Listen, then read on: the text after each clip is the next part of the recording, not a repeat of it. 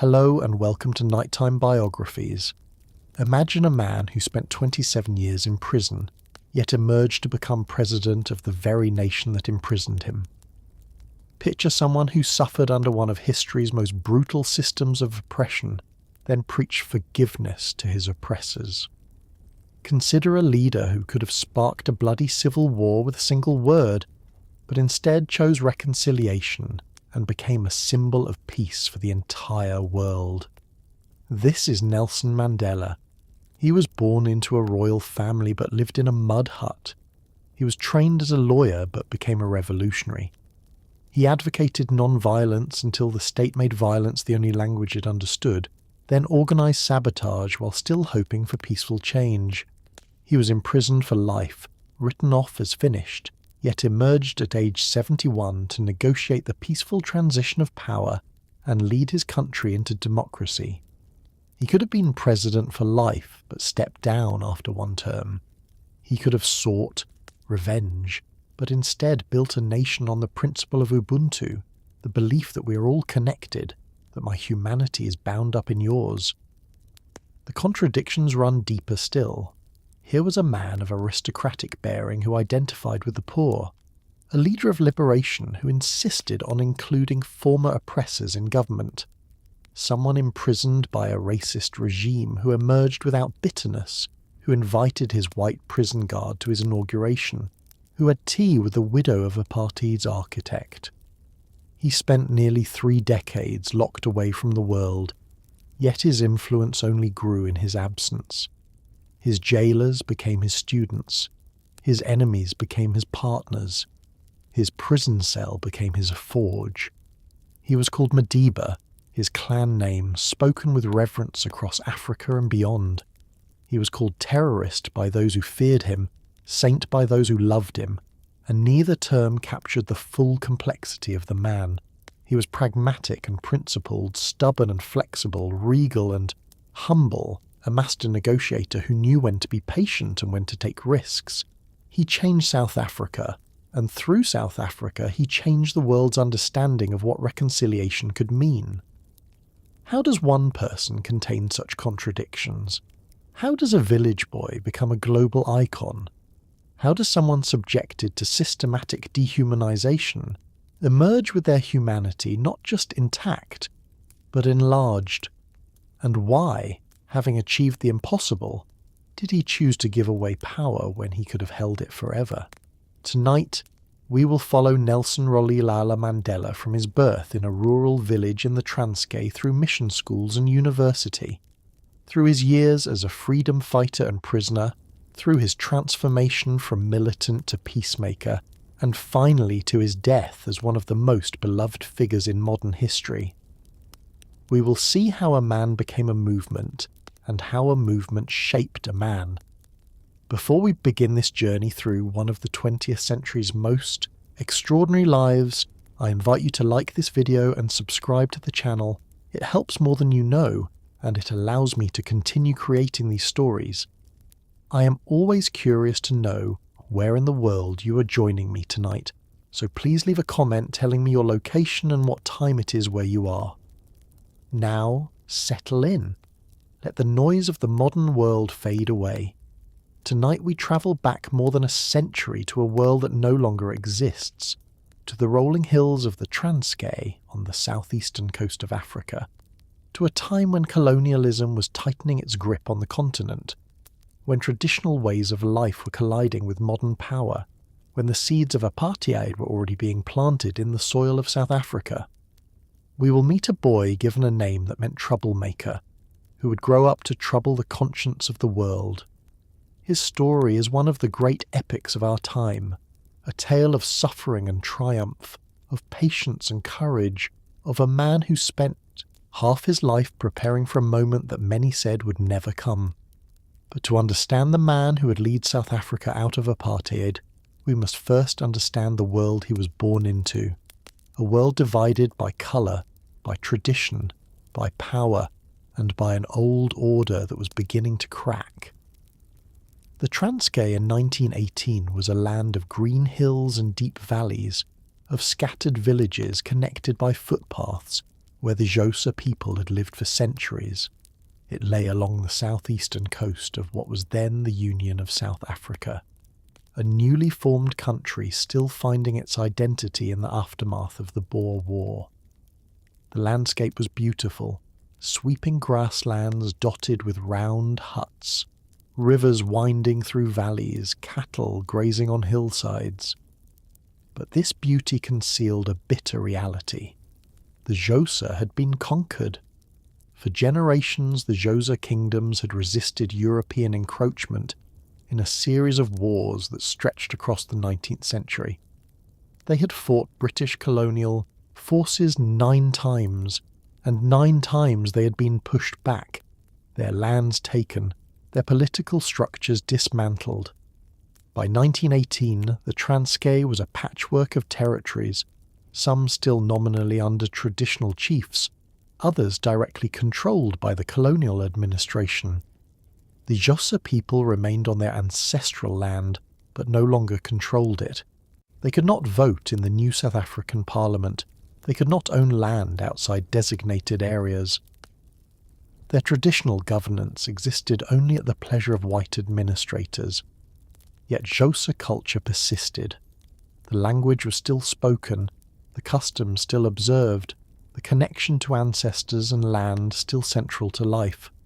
In the villages, life revolved around cattle, which represented wealth and status. Young boys herded livestock, learning the songs and stories that connected them to their history. Elders settled disputes according to the traditional law. Initiation ceremonies mark the passage from childhood to adulthood. Despite conquest, despite colonization, the Xhosa people maintained their identity. Into this world, on July 18th, 1918, a boy was born in the village of Mvezo. His father, Gadla Henry Mfakanyiswa, was a chief of the village, an advisor to the king, and a man of considerable local standing.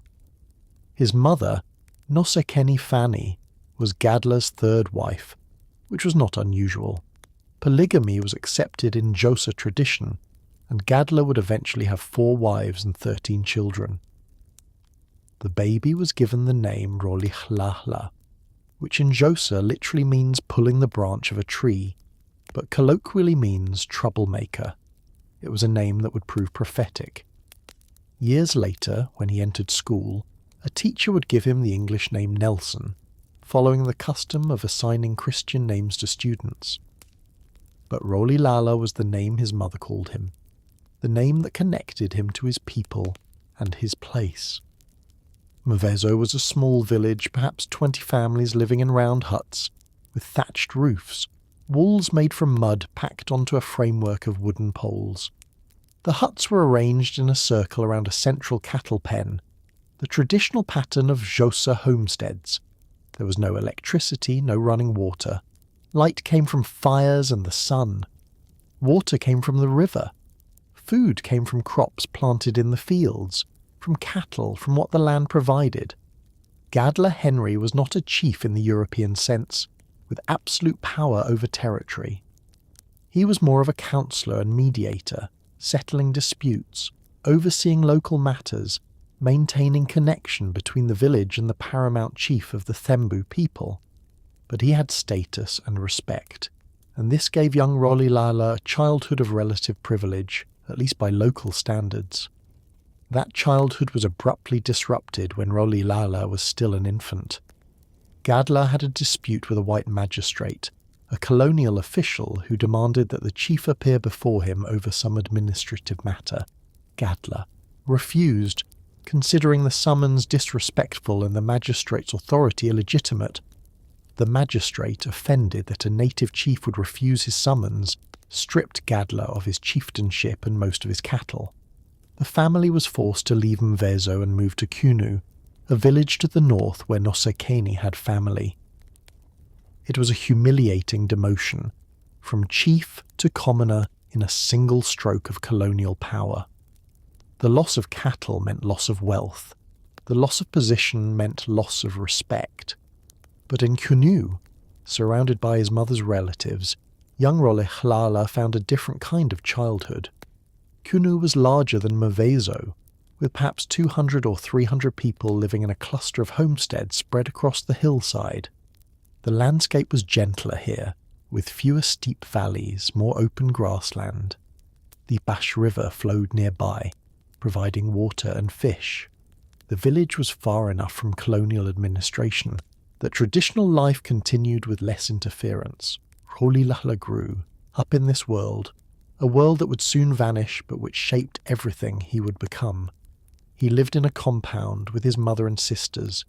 His older brother had died in childhood, making Rolihlahla the only boy in his mother's household, though he had half-brothers and half-sisters from his father's other wives living nearby. His days followed the ancient pattern of rural life. He woke with the sun and did his chores, fetching water from the stream, helping in the fields, tending animals. When he was old enough, around age 5, he began herding cattle and sheep, spending long days in the hills with other boys. They played games, fought with sticks, swam in rivers, and learned the skills they would need as men. They learned to track animals, to read weather, to know every path and stream and hill for miles around. They learned the stories that explain their world, tales of ancestors and spirits, of heroes and battles, of the time before the white men came. His mother, Nosekeni, was a devout Christian, converted by Methodist missionaries who had been working in the Transkei for generations. She took young Rolihlahla to church, where he heard hymns sung in Xhosa and sermons preached about a God who loved all people equally. The message of universal human dignity would plant itself deep in his mind, even as he grew up in a society built on the opposite principle. In the evenings, the village came alive in a different way. People gathered around fires to talk and tell stories. Elders spoke of the old days, of the wars with the British, of great chiefs and their deeds. Young Rolihlahla listened, absorbing the history of his people, understanding that they had not always been subjects, that they had once been sovereign, that conquest was recent, not ancient. He learned about Makana, the warrior prophet who had led an attack on the British garrison in 1819. He learned about Hintsa, the great paramount chief, and how the British had killed him, treacherously during negotiations. He learned that resistance was part of his heritage, but childhood was not all history lessons and heavy thoughts. It was also freedom. In Kunu, far from towns and mines and the machinery of segregation, life moved at its own pace. Rolihlahla ran barefoot through the grass, wrestled with other boys, learned to ride horses, explored the countryside that was his home. He wore a blanket wrapped round his shoulders, as all boys did, and nothing else. Shoes were for special occasions, if you had them at all. His father visited periodically, moving between his various households, though Gadla's health was declining. He had a lung ailment, possibly tuberculosis, that would eventually kill him. When he was in Kunu, Gadla was a stern presence, a man of traditional authority who expected respect and obedience. But he was also a connection to a wider world, to politics and power, to the struggle of the Xhosa people to maintain their autonomy under colonial rule. When Rolihlahla was about 7, his father made a decision that would change his son's life forever.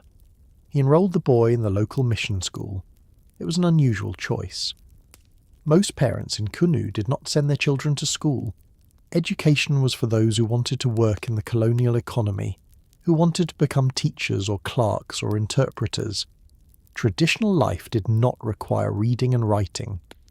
But Gadla, despite his defiance of colonial authority, understood that the world was changing.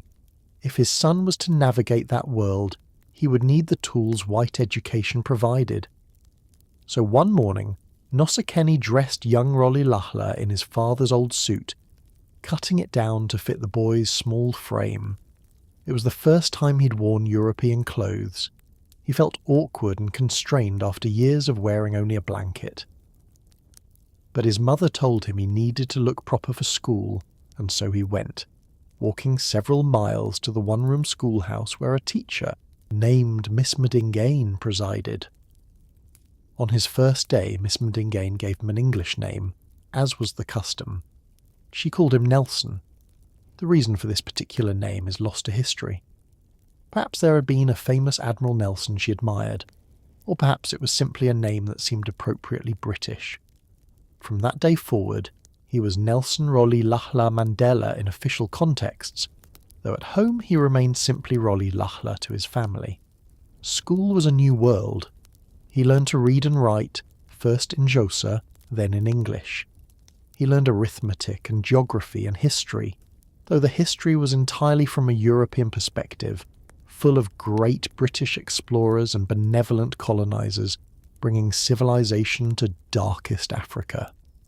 He learned to sing God Save the King.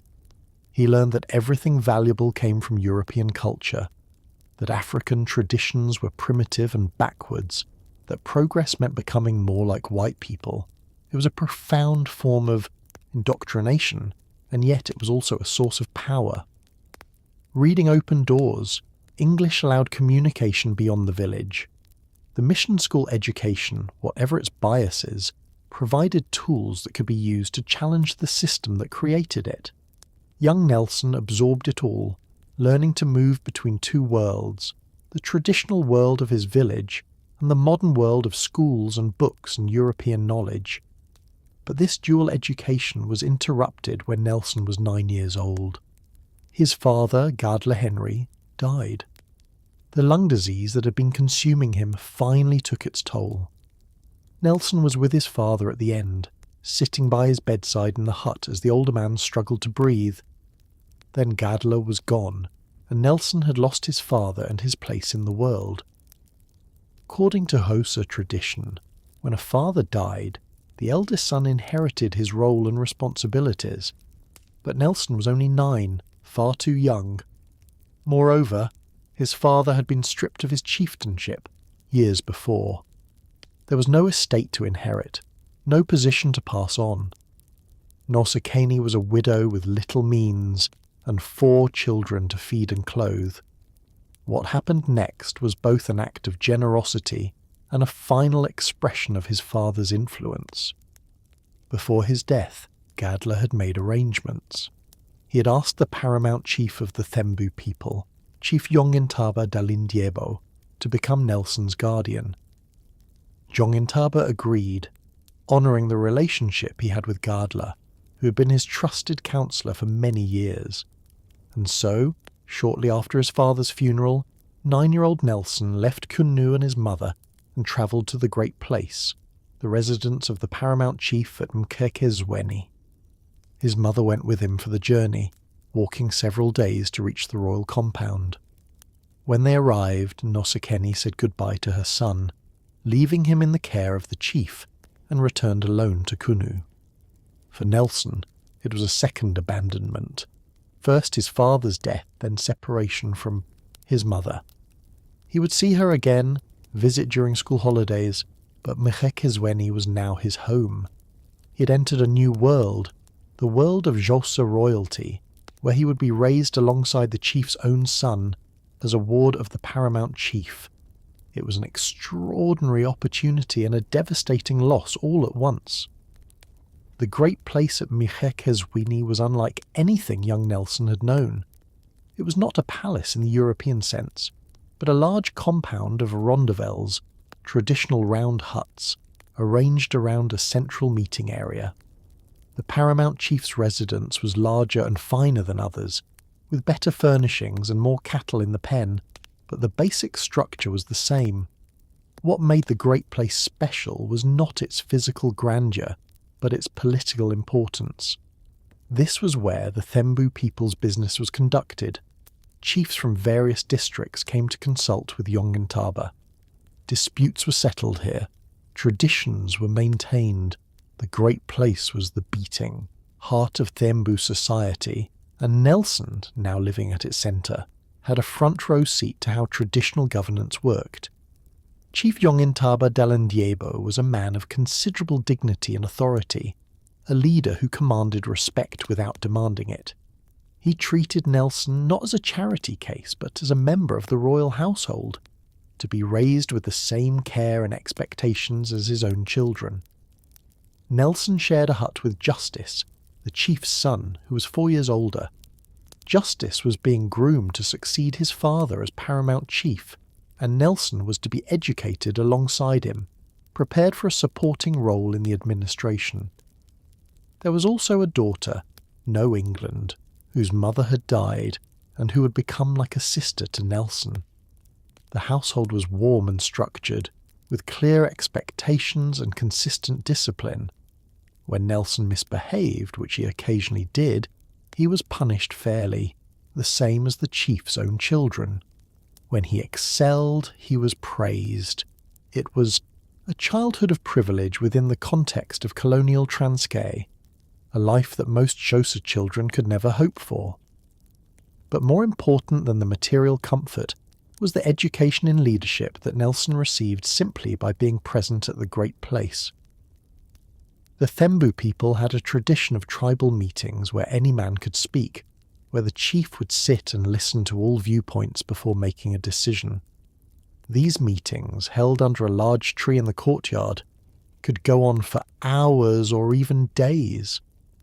Nelson would sit at the edge of the gathering, young and silent, watching how consensus was built, how disagreements were managed, how everyone, regardless of status, had the right to speak their mind. He noticed that Jong and Taba rarely spoke during these meetings. The chief would let everyone have their say, let the debate run its course, and only at the very end would he offer his thoughts, synthesizing what had been said and guiding the group toward a decision that most could accept. It was a profoundly democratic process, one that valued dialogue over decree, patience over force. Nelson absorbed these lessons without fully understanding them, but they would shape his leadership style for the rest of his life. At the same time, he continued his formal education. He attended a mission school at Winnie, better funded and more rigorous than the one in Kunu. He excelled in his studies, showing particular aptitude for English and history. He was not the brightest student, but he was diligent and determined, willing to work harder than most to master the material. When he was not in school, he took part in the life of the Great Place. He learned to ride horses properly, not just the rough scrambling of village boys, but formal riding. He learned court etiquette, how to behave in the presence of visiting dignitaries, how to show respect while maintaining dignity. He learned about Xhosa history and culture from the elders, stories not taught in mission, schools, tales of resistance and pride that competed with the narrative of British superiority he was learning in class. At age 16, Nelson and Justice were initiated into manhood according to Xhosa tradition. It was a month-long process, beginning with circumcision performed with a spear blade, an ordeal of pain that tested courage and marked the passage from boyhood. The newly initiated men lived apart from the village in temporary huts, learning adult responsibilities, hearing secret knowledge passed down through generations. When they emerged, their faces painted with white clay, they were no longer boys. They were men, ready to take their place in society. At the ceremony marking the end of initiation, the main speaker was Chief Melikili, a respected elder who gave an address that shook Nelson to his core. The chief spoke of how the young Xhosa men, newly initiated and full of promise, had no future in their own land. Their cattle, their land, their political independence had been taken by white settlers. These young men would become nothing more than labourers and servants in their own country, working in the mines and farms of white men, unable to fulfil their potential as men. The flower of Xhosa manhood, the chief said, was dying on the vine. It was the first time Nelson had heard such direct criticism of the colonial system, such an explicit recognition of how conquest had destroyed not just political structures, but human possibility. The message disturbed him, planted questions that would grow over time. But he was only 16 and there was more education ahead. The next stage was secondary school.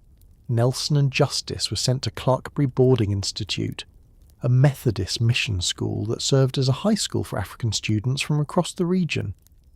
It was the first time Nelson had left the Transkei, his first exposure to students from other tribes and backgrounds.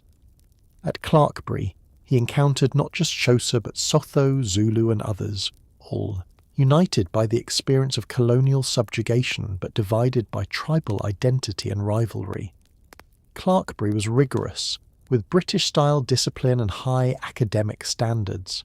Students wore uniforms, followed strict schedules, and studied a curriculum that prepared them for careers as teachers, clerks, and interpreters, the limited roles available to educated Africans.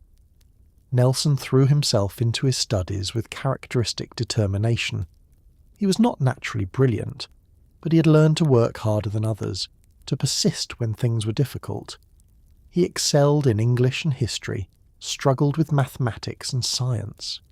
He also began to develop a sense of himself as someone different from the other students. He was the ward of a paramount chief, raised in the Great Place, and this gave him a certain status and confidence. He could be arrogant, quick to assert his opinions, slow to admit when he was wrong. But he was also learning to navigate complex social environments, to build alliances, to persuade and negotiate. The skills of leadership were forming, though he did not yet know he would need them.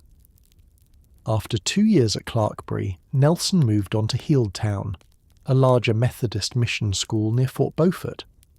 Healdtown was one of the most prestigious institutions for African education in South Africa, with over 1,000 students. It was modelled on British public schools, with an emphasis on sports, discipline, and character formation, alongside academics. Nelson joined this more competitive environment at age 19, still focused on his education but beginning to develop broader interests. At Healdtown, he discovered boxing and running. He was tall and athletic, and he took to both sports with enthusiasm. Boxing appealed to his competitive nature and his desire to prove himself. Running gave him a sense of freedom and physical power. He was not a champion in either sport, but he was determined and disciplined, willing to endure pain and push through fatigue. These athletic pursuits taught him lessons about strategy, endurance, and the importance of both physical and mental toughness. He also began to pay more attention to appearance and style. He observed that the most respected students carried themselves with a certain dignity and dressed well within the constraints of school uniforms. He learned to stand straight, to speak clearly, to present himself as someone worthy of respect. These might seem like superficial concerns, but for a young African man in colonial South Africa, where whites constantly treated blacks as inferior, carrying oneself with dignity was an act of resistance. The final stage of his formal education came in 1939, when at age 21 he enrolled at the University of Fort Hare. Fort Hare was the only university for black students in all of southern Africa, a Methodist institution that had educated many of the region's most prominent African leaders. To attend Fort Hare was to join an elite, to have opportunities unavailable to the vast majority of Africans. Nelson studied for a Bachelor of Arts degree, taking courses in English, anthropology, politics, native administration, and Roman Dutch law. But Fort Hare was more than just classes. It was a political awakening. Here, for the first time, Nelson encountered students and teachers who openly questioned colonial rule, who spoke of African rights and self-determination, who debated political philosophy and strategies for change. He became friends with students who would shape his future. Oliver Tambo, quiet and studious, would become his law partner and lifelong comrade in the struggle against apartheid. K.D. Matansima, his nephew and fellow Thembu Royal, represented a different path, one of working within the system of tribal authorities that the government was creating. These friendships exposed Nelson to different ways of thinking about politics and resistance. But Nelson's time at Fort Hare was cut short. In his second year, he became involved in student politics. He was elected to the Student Representative Council, but then resigned in protest over what he saw as the administration's manipulation of the election process. When he refused to serve, the principal, Dr. Alexander Kerr, gave him an ultimatum: rejoin the council or face expulsion. Nelson refused. He was suspended and told not to return until he complied. It was a moment of stubbornness or principle, depending on your perspective. Nelson could have backed down, could have served out his term and completed his degree. Instead, he chose defiance over pragmatism and returned to Mqhekezweni in disgrace, his degree unfinished, his future uncertain. Chief Yongintaba was furious. He had invested years in Nelson's education, expected him to complete his studies and take a responsible position in the tribal administration. Nelson's suspension seemed like ingratitude and foolishness. But the chief was also dealing with another problem: justice. His own son and heir had reached his late 20s without marrying.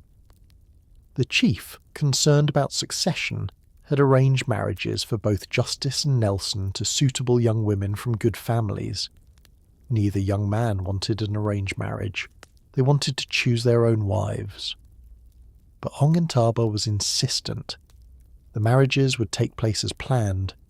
Justice and Nelson, facing an impossible situation, made a desperate decision.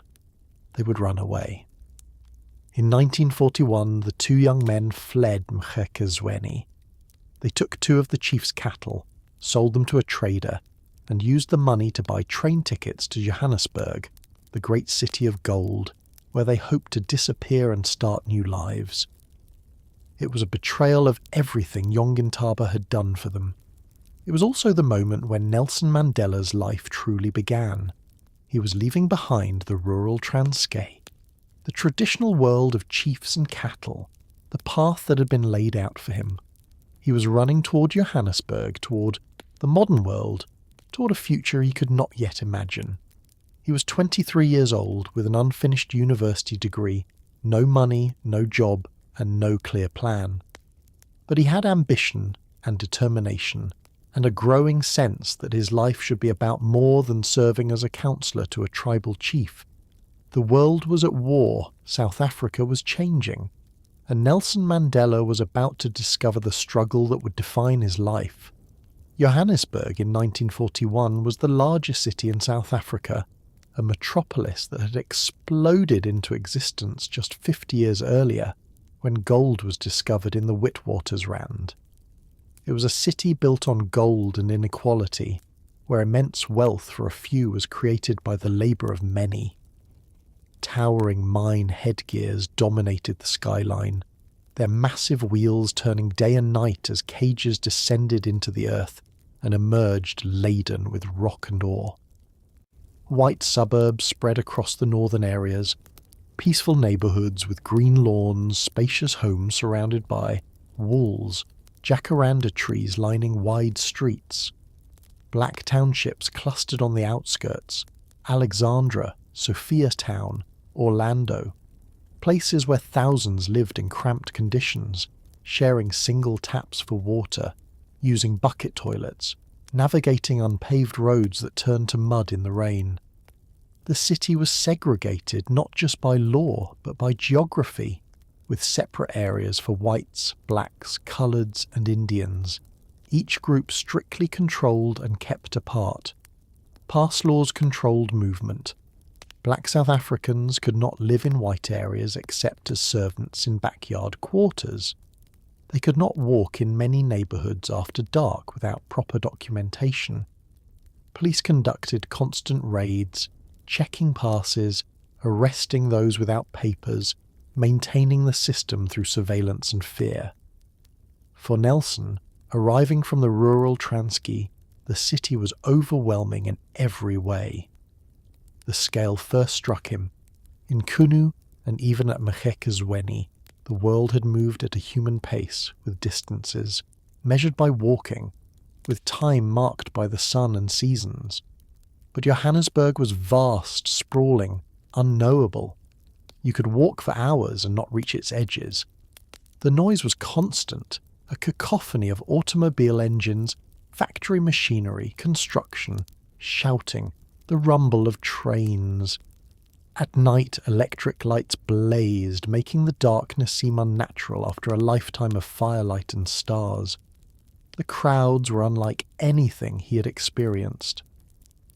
On Commissioner Street in downtown Johannesburg, people moved in rivers, blacks and whites, carefully avoiding each other on the sidewalks, each group keeping to their designated spaces. The stores were filled with goods he'd never seen, radios and phonographs, leather shoes and tailored suits, tinned foods from Europe, luxuries that only whites could afford. He would stand outside shop windows looking at the displays, understanding for the first time the material gap between white and black worlds. The automobiles fascinated and frightened him. They moved so fast and there were so many. He had to learn to cross streets, to wait for gaps in traffic, to move quickly when a white driver shouted at him to get out of the way. The buses were segregated with blacks crammed in the back, while whites sat comfortably in front. Even transportation was a daily reminder of his inferior status. But it was the factories and mines that revealed the true nature of the system. Johannesburg was built on extraction, pulling gold from deep underground using the labour of hundreds of thousands of African men who lived in compounds, worked in dangerous conditions and received minimal wages. The city's wealth was visible everywhere, in the grand buildings downtown, in the fancy cars, in the department stores. But that wealth was created by men who lived in poverty, who died in cave-ins and accidents, whose families remained in rural areas because the compounds did not allow wives or children. Through connections, he found work as a mine, policeman, a lowly position that involved checking the passes of African miners and ensuring order in the compounds where thousands of men lived in barracks-like conditions. It was a brutal introduction to the realities of urban African life.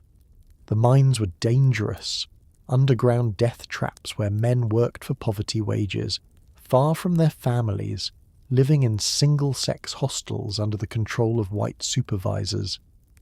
Accidents were common. Disease spread quickly in the overcrowded compounds. The wealth extracted from beneath the ground flowed entirely to white owners and shareholders. The black miners who did the actual work saw almost none of it. Nelson didn't last long as a mine policeman. When the mining company learned that he was a runaway who had taken his guardian's cattle, they fired him to avoid conflict with Chief Yongintaba. Once again, Nelson found himself unemployed and uncertain. But in Johannesburg, he began to make connections. He met Walter Sisulu, a man a few years older who ran a small real estate office serving black clients. Sisulu was politically active, involved in the African National Congress, and he recognised something in the young man from the Transkei. He hired Nelson as a clerk, giving him a place to work and begin learning about business and politics. More importantly, Sisulu introduced Nelson to new ideas, new people, and new possibilities. Through Sisulu, Nelson met many of the people who would shape the next decades of his life. Albertina Thethiwe, Sisulu's girlfriend and later wife, who was training as a nurse and would become a formidable activist in her own right. Anton Lembede, a brilliant lawyer and intellectual who was developing an Africanist philosophy, arguing that black South Africans needed to rely on themselves, not on white allies or external support. Lembede's ideas were electric, offering a vision of black pride and self-determination that resonated deeply with young Africans tired of subservience. Sisulu also helped Nelson resume his education. He enrolled at the University of South Africa to complete his BA degree by correspondence. It took several years studying at night after work, but finally in 1943 he earned his Bachelor of Arts. It was a significant achievement, proof that he could finish what he started. Next came law.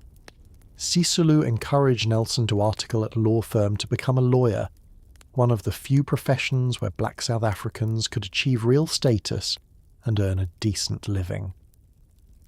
Nelson began working at the firm of Lazar Sidelski, a white liberal lawyer who was willing to take on a black articled clerk. The firm handled mostly property transactions for the African community, and Nelson learned the practical side of law, how to draft contracts, file papers, represent clients in court. He also enrolled at the University of Witwatersrand to study for an LLB law degree. WITS, as it was known, was technically open to students of all races, though in practice there were very few non-white students. Nelson found himself in classes with future members of South Africa's elite, the children of wealthy white families who had become judges, politicians and business leaders. He was often the only black student in a lecture hall, and he faced subtle and not-so-subtle racism. Some professors ignored him, would not call on him even when his hand was raised. Some white students refused to sit near him. The library staff watched him closely as if he might steal books, but he persisted, determined to prove he belonged, determined to master the law so he could use it as a weapon against injustice. At WITS, he met a different circle of people. Joe Slovo and his wife Ruth First, white communists who were deeply involved in anti-apartheid organising and who challenged his thinking about capitalism and class struggle. Bram Fisher, an Afrikaner from a prominent family, grandson of a prime minister, who had rejected his privileged background to fight for racial justice and who would eventually be imprisoned for his activism. George Bezos, a Greek immigrant who had fled the Nazis in World War II and who had become Nelson's close friend and legal advisor for decades, defending him in multiple trials and providing wise counsel in the most difficult moments. These connections expanded Nelson's understanding of politics and showed him that not all whites supported the system of oppression, that there were potential allies across racial lines who shared the vision of a free South Africa. But it was also during this period that Nelson's political consciousness truly awakened. In 1944, he joined the African National Congress, an organisation that had existed since 1912 but had been relatively conservative and ineffective in its first 3 decades. The ANC had been founded by African professionals and intellectuals who believed that if they proved themselves civilized and educated, white rulers would eventually grant them equal rights. They wrote petitions, sent delegations to government offices, passed resolutions at conferences. Nothing changed. The government ignored them, knowing that the ANC had no real power, no mass base, no ability to disrupt the system. Along with Walter Sisulu, Oliver Tambo and Anton Lembede, Nelson helped form the ANC Youth League in 1944, a more militant and ambitious wing of the organisation that wanted to move beyond petitions and polite requests to the government. The Youth League was impatient with the old guard, frustrated by their gradualism, their willingness to wait for change that never came. Lembede, the intellectual force behind the Youth League, articulated an Africanist philosophy that stressed black self-reliance, arguing that Africans needed to take pride in their own culture and history, that they needed to believe in themselves and their capacity to lead. He rejected the influence of white liberals and communists, seeing them as potentially undermining African agency. His ideas were controversial but powerful, giving young activists a sense of purpose and identity. The Youth League argued for mass action, for boycotts and strikes, for civil disobedience modelled on Gandhi's campaigns in India. They rejected the old ANC strategy of appealing to the consciences of white rulers. Whites would never voluntarily give up power, the Youth League argued. They had too much invested in the system, too much to lose from equality. Freedom would have to be taken through struggle, through organised pressure that made the status quo unsustainable. It was a radical shift in thinking, and Nelson threw himself into the work with the intensity that would characterise his entire political career. He was learning to be an organiser, learning the unglamorous work of building a movement. This meant long nights in township meeting halls, arguing strategy with people who had different views. It meant door-to-door recruiting, convincing ordinary people that political action could make a difference when they had experienced only defeat. It meant managing the complex personalities and egos of the leadership, mediating disputes, building coalitions. It meant dealing with police surveillance, knowing that security forces were tracking his movements, compiling files on his activities, looking for pretexts to arrest him. He was learning to speak to crowds, though this did not come naturally. His speeches were initially stiff and formal, full of complex arguments that went over people's heads. He lacked the emotional power that other leaders could summon, the ability to move an audience through passion and rhythm. But he had presence and determination, and people noticed him. He was tall and striking, with an aristocratic bearing that came from his upbringing at the Great Place. When he spoke, even if the words were not perfect, people paid attention because he projected authority and confidence. During these years, Nelson also met Evelyn Mace, a nurse from the Transkei and a cousin of Walter Sisulu. They married in 1944 in a simple ceremony. Evelyn was quiet and religious, a devout Jehovah's Witness who wanted a stable family life. They had 4 children together, Thembi Makaziwe, who died as an infant, Magatho, and another daughter also named Makaziwe. Nelson loved his children, but he was increasingly absent, consumed by politics and the struggle. The marriage was troubled from the start, strained by incompatible visions of life. Evelyn wanted a husband who came home at night. Nelson wanted to change South Africa. The political situation in South Africa was deteriorating rapidly. In 1948, the National Party won the whites-only election on a platform of apartheid, the Afrikaans word for separateness. The new government immediately began implementing a comprehensive system of racial segregation, far more extensive and brutal than anything that had existed before. Laws were passed categorizing every person by race. Interracial, marriage and sex were banned. Separate facilities were mandated for every public space. Black South Africans were restricted to designated areas and required to carry passbooks at all times.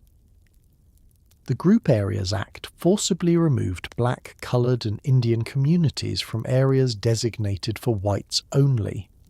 It was a system designed to enforce white supremacy in every aspect of life, to ensure that black South Africans remained a permanent underclass, providing cheap labour but never achieving equality. The apartheid government was explicit about this. They did not even pretend that segregation was about separate but equal. It was about maintaining white domination. For Nelson and his comrades in the ANC, apartheid was both a catastrophe and a clarifying moment. The enemy was now explicit. The oppression was systematised. The battle lines were clear. The ANC and the Youth League began organising resistance. In 1952, they launched the Defiance campaign, a massive civil disobedience movement where black South Africans deliberately violated apartheid laws, entering white-only facilities, ignoring curfews, refusing to carry passes. The campaign was meticulously planned. Volunteers were trained in non-violent resistance. They were taught to remain calm when arrested, to not fight back even if attacked, to go to jail willingly. The goal was to fill the prisons, to make apartheid unenforceable, to force the government to choose between arresting thousands of peaceful protesters or abandoning the segregation laws. It was modelled on Gandhi's campaigns in India, which had contributed to the end of British rule there, and the early organisers had high hopes that South Africa's white rulers would respond similarly to moral pressure. Nelson was appointed National Volunteer-in-Chief, responsible for organising and training volunteers across the country. It was a massive undertaking. He travelled constantly. from Cape Town to Durban to Port Elizabeth, speaking at meetings, setting up local branches, ensuring that everyone understood the tactics and discipline required. He explained over and over that violence would discredit the movement, that they had to maintain the moral high ground, that suffering without retaliation was a powerful political weapon. The campaign began on June 26, 1952, with coordinated acts of defiance across major cities. In Johannesburg, Nelson led a group that entered a white-only township without permits. In Port Elizabeth, volunteers occupied whites-only railway facilities. In Cape Town, protesters marched through forbidden areas. Everywhere, the pattern was the same: deliberate violation of an apartheid law, calm acceptance of arrest, no resistance to police. Thousands were arrested in the first weeks, filling the jails as planned. The campaign gained international attention. Newspapers around the world carried photographs of peaceful protesters being roughly handled by police. The United Nations discussed the situation in South Africa. For the first time, apartheid was becoming a global embarrassment for the South African government. The campaign also energised black South Africans. ANC membership soared from a few thousand to over 100,000. People who had been resigned to oppression began to believe that change was possible, that organised resistance could make a difference. But the government responded not with reform, but with increased repression. New laws were passed, making it easier to ban activists and organisations. Police became more violent in their responses to protests. And ultimately, the Defiance campaign did not force the government to negotiate or compromise. The white rulers had no intention of giving up power, and they had the military strength to enforce their will. By the end of 1952, the campaign had lost momentum. Thousands had been arrested, many had been injured, and the apartheid laws remained in place. For Nelson personally, the campaign had significant consequences. He was arrested multiple times, always released after short detentions, but accumulating a criminal record. More seriously, he was issued with a banning order, a uniquely South African form of punishment, where the government restricted someone's movements and associations without trial. Under his banning order, Nelson could not attend meetings of more than 2 people. He could not enter certain areas of Johannesburg. He was confined to the magisterial district and had to report regularly to police. The order effectively made political organising illegal for him, though he found ways to circumvent it, working behind the scenes, meeting people secretly, continuing his activism despite the restrictions. It was also during this period that Nelson's law practice truly took off. In 1952, he and Oliver Tambo opened their own firm, Mandela and Tambo in Chancellor House, a building in downtown Johannesburg. It was the first black law firm in South Africa, and its very existence was an act of defiance. The apartheid system wanted blacks to work for whites, to be subordinate. Here were 2 African lawyers running their own practice, asserting their professional equality. The firm was constantly busy. Black South Africans faced endless legal problems under apartheid, and Mandela and Tambo provided affordable representation. Pass law violations were the most common cases. Under the pass laws, every black South African had to carry a passbook at all times. This document contained their photograph, employment history, and permission to be in certain areas. If stopped by police without a proper pass, or with a pass that lacked current stamps, arrest was immediate. Nelson spent hours in magistrate courts defending people whose only crime was being in the wrong place without the right paper. There were also cases involving forced removals. The government was implementing the Group Areas Act, which designated certain areas for whites only, and forcibly moved black, coloured and Indian residents to segregated townships.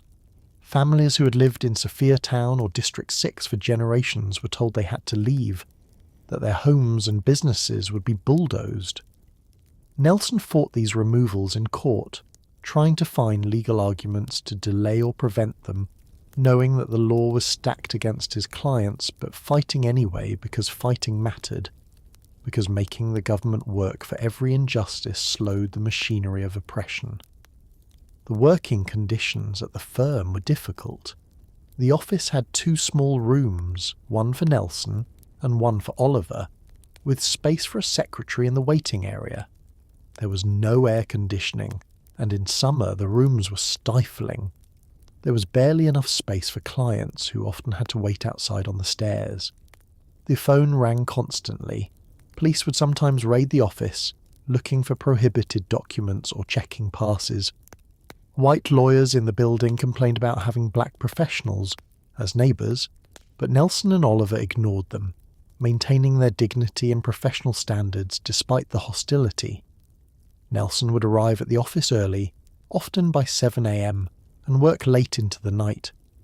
He would review case files, prepare arguments, draft documents, meet with clients. Many clients could not afford to pay, but Nelson took their cases anyway, believing that providing legal representation to the oppressed was part of the struggle for freedom. He lived on irregular income, sometimes earning decent fees from clients who could pay, often going months with minimal earnings. But money was never his primary motivation. He was using the law as a tool, and his practice was as much political work as legal work. It was during this period that Nelson's daily life took on the pattern it would follow for the next decade. He would wake early, often after just a few hours' sleep, in the small house he shared with Evelyn and their children in Orlando, a section of Soweto, the sprawling black township southwest of Johannesburg. He would dress carefully. Even in poverty, even in the townships, he believed in presenting himself well. A good suit, polished shoes, a clean shirt. It was important, he thought, to show whites that blacks were not inferior and to show blacks that they deserved respect. He would leave before dawn, often not returning until late at night or even the next day. His work had multiple dimensions. There was his law practice, which he had established with Oliver Tambo in 1952. Mandela and Tambo was the first black law firm in South Africa, and it was constantly busy. Black South Africans faced endless legal problems under apartheid, past law violations, forced removals, labour disputes. The firm charged modest fees or often nothing at all, and Nelson would spend hours in court defending clients who had committed the crime of being black in a white supremacist state. But increasingly, his real work was political. He travelled constantly, speaking at meetings, organising protests, recruiting new members to the ANC. He was developing a reputation as a powerful presence, someone who could inspire action, who combined intellectual rigour with passionate commitment. He was learning to navigate the complicated politics of the movement, managing conflicts between different factions, building alliances with Indian and coloured organisations, reaching out to sympathetic whites. His personality in these years was complex. He could be warm and charming, with a quick smile and hearty laugh. He loved to dance, to socialise, to tell stories. He had an aristocratic bearing that came from his upbringing at the Great Place, a natural dignity that commanded respect. But he could also be imperious and arrogant, quick to dismiss those he considered less intelligent, impatient with anyone who could not keep up with his pace. He expected absolute commitment from others, but was not always generous in acknowledging their sacrifices. His physical appearance was striking. He was tall, over 6 feet, with broad shoulders and an athletic build maintained by regular exercise, boxing and running. He moved with confident grace, always standing straight, making eye contact, projecting strength. His face was handsome and strong-featured, his eyes intense. When he entered a room, people noticed. Women noticed especially. Nelson had charisma and power, and he was not always faithful to Evelyn. There were other women, relationships that caused pain in his marriage but which he seemed unable or unwilling to give up. He justified it to himself as the cost of the struggle. He was working for the liberation of his people. Personal sacrifices, including the sacrifice of a normal family life, were necessary. But Evelyn saw it differently. She saw a husband who was never home, who put politics before his family, who was increasingly distant even when he was physically present. The marriage deteriorated through the 1950s, held together by their children but ultimately unsustainable. They would divorce in 1958, a painful ending to a relationship that had probably been doomed from the start. By the mid-1950s, apartheid was tightening its grip. The government was banning activists, outlawing organisations, passing new laws that made it ever more difficult to protest or organise. The ANC and its allies decided on a new strategy. In 1955, they organised the Congress of the People, a massive gathering at Kliptown where nearly 3,000 delegates adopted the Freedom Charter, a document laying out the principles of a free South Africa. The Charter proclaimed that South Africa belongs to all who live in it, black and white, and that no government could claim authority unless it was based on the will of the people. It called for equality before the law, for the right to vote, for land redistribution, for nationalisation of mines and banks. It was a radical document, and the government responded by arresting the organisers and charging them with treason. The treason trial would drag on for 5 years, from 1956 to 1961. Nelson was one of 156 defendants, accused of attempting to violently overthrow the state.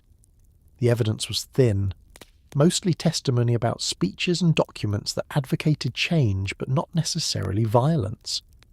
The trial was really about intimidation, about tying up the leadership of the ANC in court proceedings that drained their time and resources. Nelson spent these years shuttling between court in Pretoria and his work in Johannesburg, always under surveillance, always one step away from being banned or arrested. The strain was enormous. But it was also during the treason trial that he met Winnie Madikizela. Winnie was 22 years old, beautiful and spirited, a social worker who came from the Transkei like Nelson. She was politically conscious and unafraid, qualities that attracted Nelson immediately. He was still married to Evelyn when they met, but the marriage was dead. He began courting Winnie, and their relationship quickly became serious. They married in 1958, and she would become, for better and worse, a central figure in his life. Winnie knew what she was getting into. She married a man who was already married to the struggle, who would always put the cause before their relationship, who faced constant danger and likely imprisonment. She accepted it, at least initially, seeing herself as a soldier in the same war. Their marriage would be tested in ways few relationships ever are, and eventually it too would fail, but in the late 1950s they represented hope, a young couple fighting for freedom. The political situation continued to worsen. In 1960, the Pan-Africanist Congress, a breakaway group from the ANC, organised a campaign against the pass laws.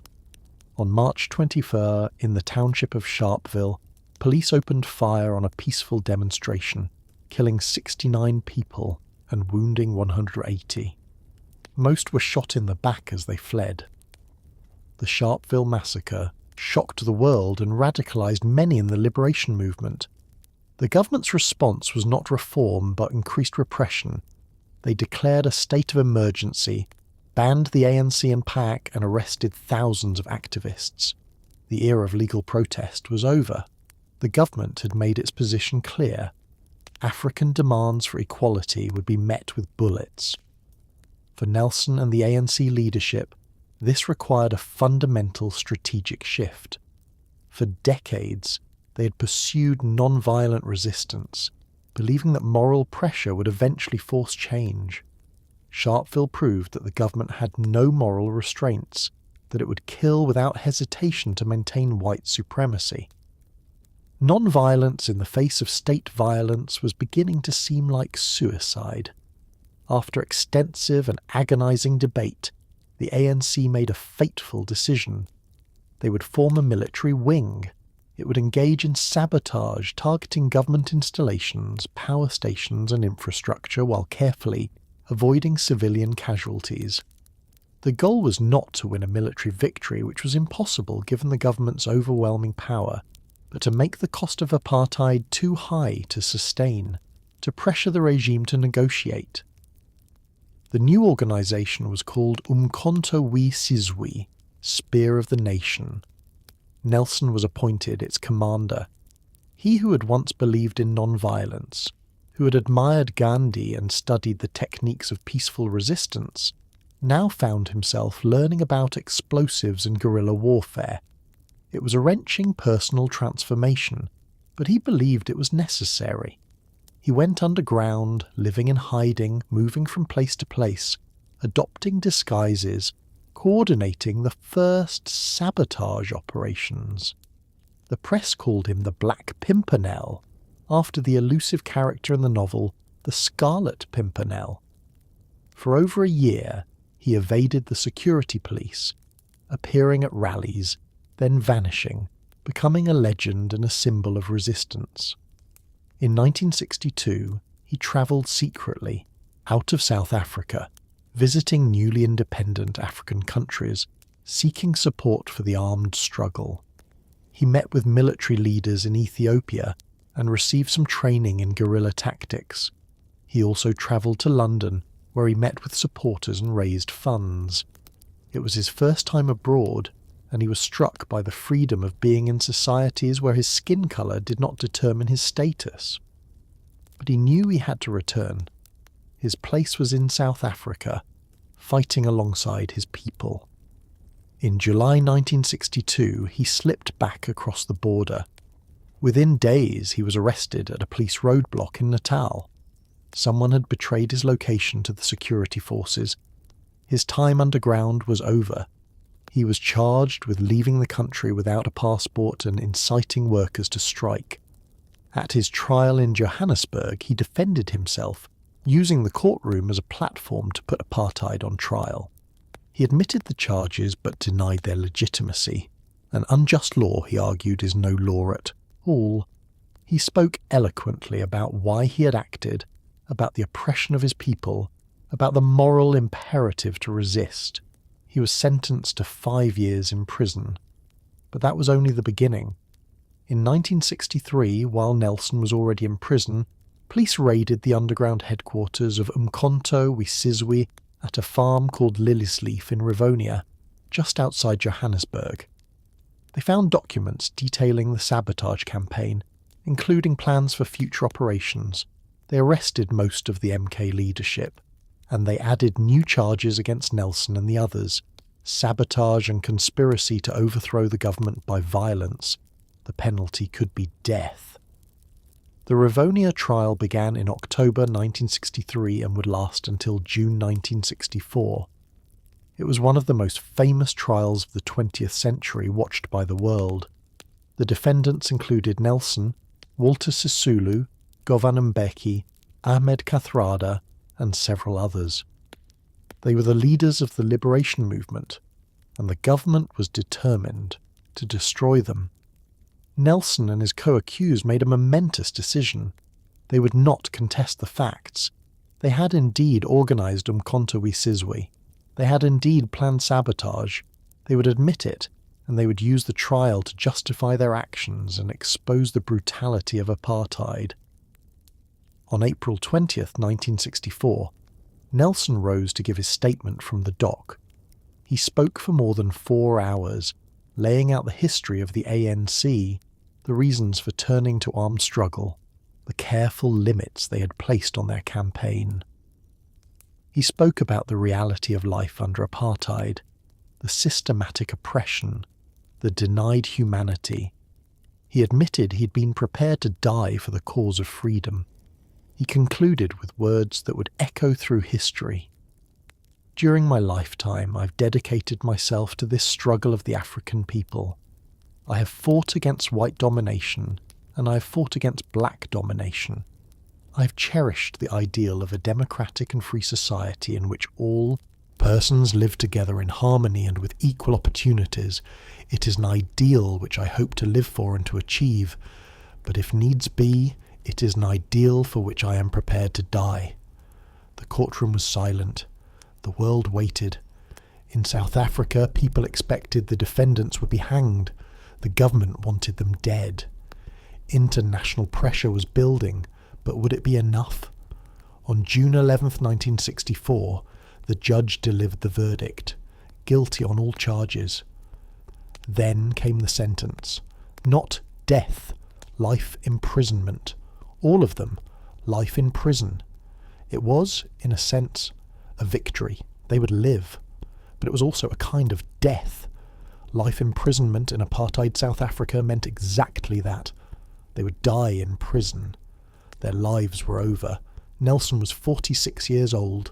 They were taken immediately from the courtroom, flown to Cape Town, and ferried across the cold waters of Table Bay to Robben Island, a small rocky island 7 kilometres offshore.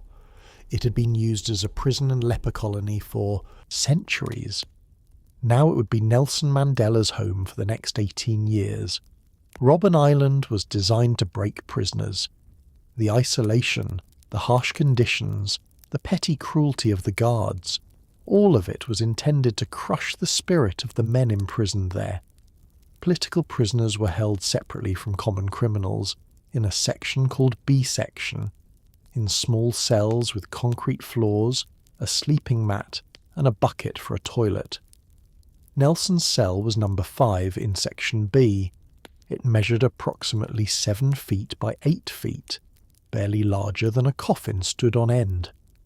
There was a small window high up on the wall, too high to see out of properly, just a rectangle of sky that told him if it was day or night, sunny or cloudy. The walls were damp with moisture from the sea. In winter, Cape Town's cold, wet weather penetrated everything. The concrete walls seemed to hold the cold, and no amount of thin blankets could keep it out. He would wake in the mornings with his body aching from the hardness of the floor, his joints stiff from the cold. In summer, the cell became stifling, the air thick and still, the heat trapped by the concrete, making sleep difficult and adding to the general misery. He slept on a thin woven mat placed directly on the concrete floor. It provided almost no cushioning, and over the years the hardness caused permanent damage to his body. He had 3 blankets, rough wool that smelled of disinfectant and countless previous users. He had a bucket for his waste, which he had to empty each morning in the communal toilet area, carrying his own excrement across the courtyard while guards watched and sometimes made crude jokes. The daily routine was crushing in its monotony and designed to dehumanize. Wake at 5:30 a.m. when a guard banged on the cell door, shouting commands. Empty the toilet bucket. Roll up sleeping mat. Stand for head count. Eat breakfast, which was usually corn porridge, sometimes with a spoonful of sugar if you were lucky, served in a tin bowl that was never quite clean. Then work. For years, Nelson and the other political prisoners were forced to work in the lime quarry, breaking rocks with picks and hammers in the blazing sun. They would march from the prison to the quarry, a kilometre walk through sand, under the watch of guards with dogs and rifles. At the quarry they would descend into a large pit where the white limestone rock was exposed. Their job was to break the rock into smaller pieces using picks and hammers, then load it into wheelbarrows to be hauled away. The work was brutally hard. The rock was dense and difficult to break. The tools were heavy and awkward. The hours stretched endlessly. They would work from morning until mid-afternoon with only a brief break for lunch. The sun beating down on the white limestone created a blinding glare that damaged eyesight. Nelson's eyes would never fully recover from years of this exposure. He would struggle with glare sensitivity for the rest of his life, a permanent reminder of those years in the quarry. The guards who supervised the quarry work were mostly young Afrikaners, who viewed the prisoners with contempt and fear. They had been taught that these men were dangerous terrorists, savages who wanted to murder whites and destroy South African civilization. The guards shouted insults, calling the prisoners Kafirs, the South African equivalent of the most vicious racial slurs. They demanded faster work, threatened punishment for any perceived laziness. They would not let prisoners speak to each other during work hours.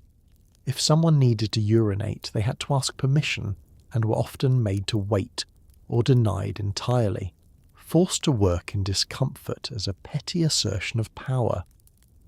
But the prisoners found ways to resist even in these circumstances. They would sing while they worked, traditional songs and freedom songs, harmonizing in the Xhosa style, creating beauty in the midst of degradation. The guards would order them to stop, but the singing would resume as soon as the guard moved away. They would talk when the guards were not close, sharing news, discussing politics, maintaining their humanity through communication. Nelson would work alongside the others, pick in hand, breaking rocks like everyone else. He refused any special treatment based on his status as a leader. He wanted to show that he was not above the common struggle, that leadership meant sharing hardship, not exempting yourself from it. His hands developed thick calluses. His muscles, already strong from years of exercise, became harder. But the work also took its toll.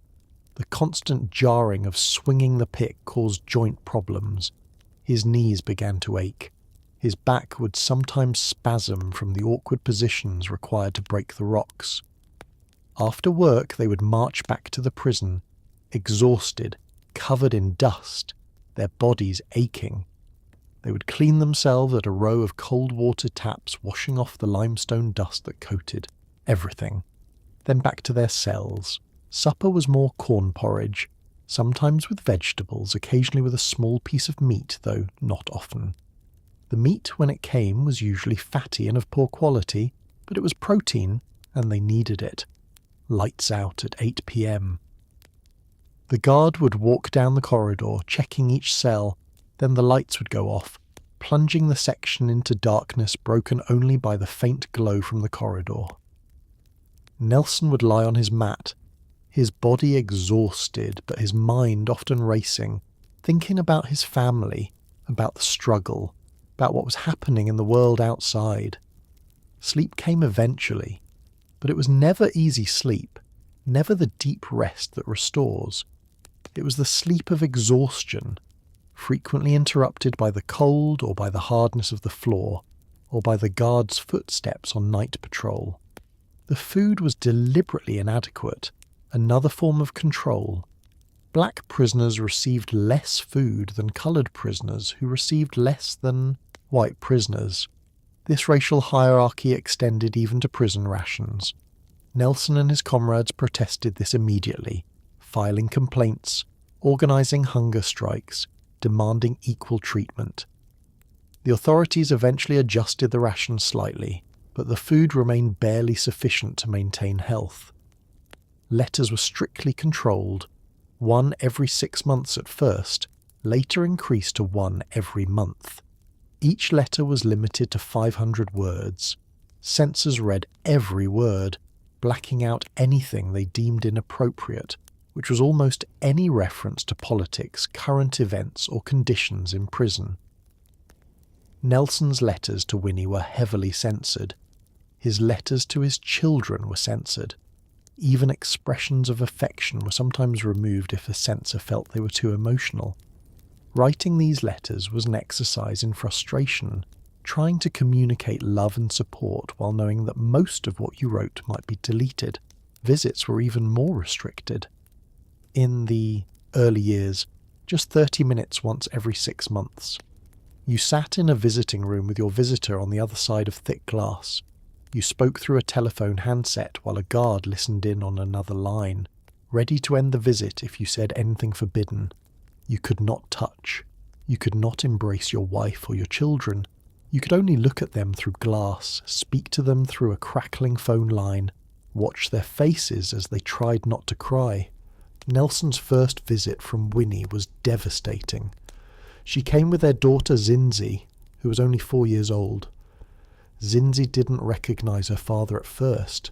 having been separated from him for so long. When she finally understood who he was, she became upset, frightened by the glass barrier and the strange setting. The visit lasted barely 20 minutes before the guards ended it, claiming some violation of rules. Nelson returned to his cell and wept, one of the few times he allowed himself that release, but Nelson refused to be broken. From the beginning he insisted on his dignity and the dignity of his fellow prisoners. When guards were disrespectful, he responded with quiet firmness, demanding to be treated according to regulations. He memorized the prison rules and would quote them to warders who violated them. He filed complaints, endless complaints, documenting every transgression, creating a paper trail that could not be ignored.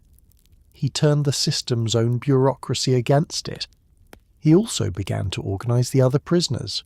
Robben Island became known as the University because of the education that took place there. The political prisoners represented many of South Africa's most educated and thoughtful activists. Among them were lawyers, teachers, journalists, intellectuals.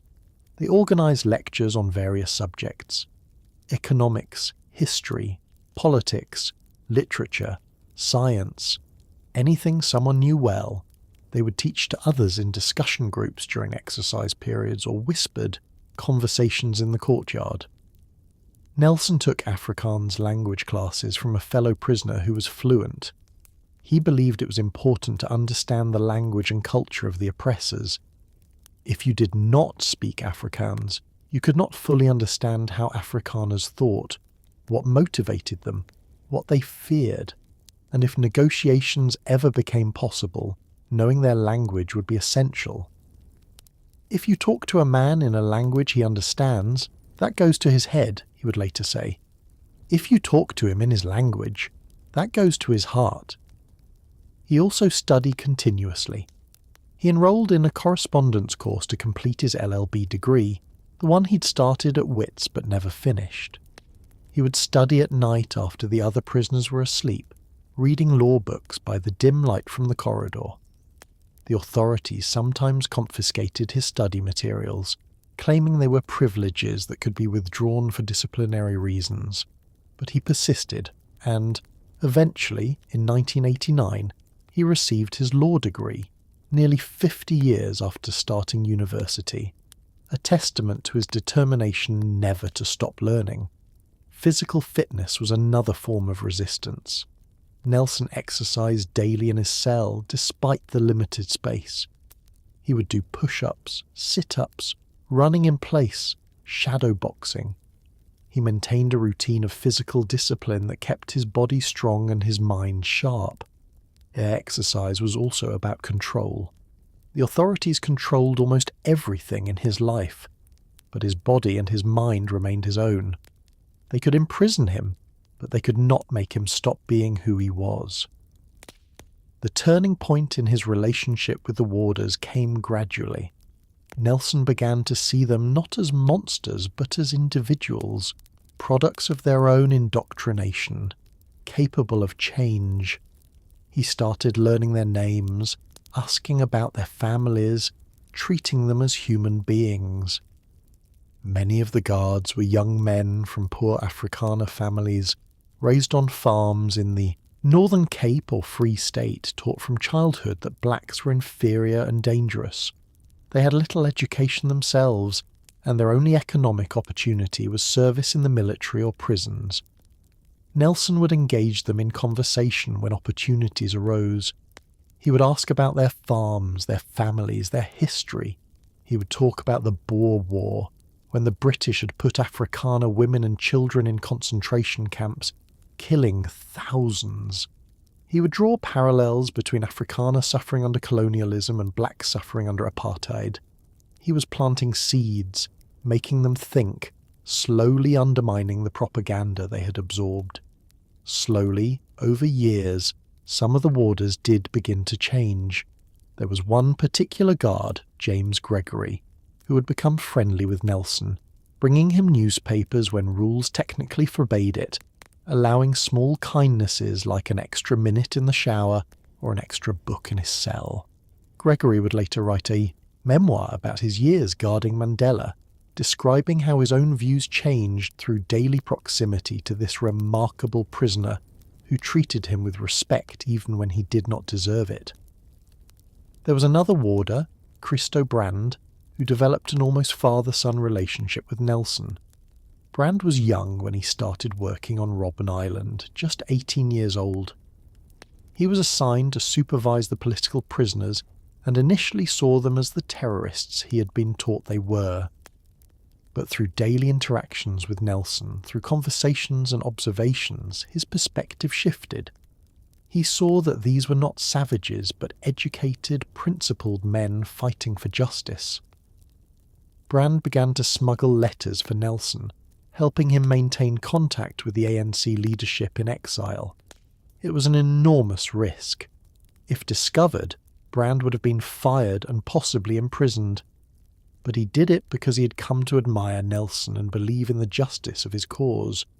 These individual transformations were significant because they demonstrated Nelson's core belief that people could change, that the indoctrinated could be reached, that even those who benefited from an unjust system could be convinced to support change. If it was possible on Robben Island, in the most controlled and hostile environment, then it was certainly possible in the broader society. This conviction would shape his approach to negotiations and reconciliation when he was finally freed. And all the while, outside the prison, the world was changing. The anti-apartheid movement was growing globally. Countries were imposing sanctions on South Africa. Companies were divesting.